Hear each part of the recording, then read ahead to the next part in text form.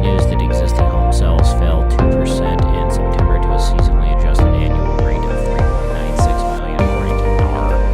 This is down 15.4% from a year ago. The percentage of first-time home buyers fell to 27%, which is super low. First-time home buyer typically accounts for around 40% in a normal market. Investor home purchases have also increased.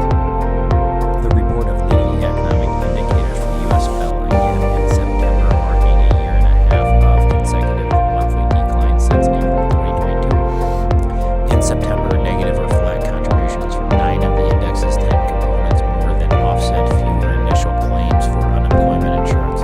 Although the 6-month growth rate on the LEI is somewhat less negative, the recession signal did not sound. It still signals risk of economic weakness ahead.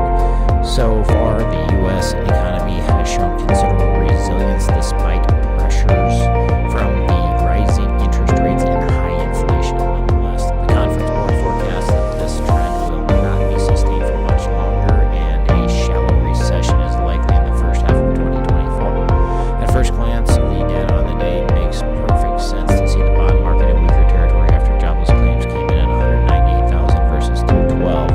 First of all, this is the claims data that lines up with the NFP survey week, the big jobs report number that will come out in early November. But oddly enough, bonds temporarily improved after the data came out, which was weird. It is the modest uptick in the continuing claims. Could it be that?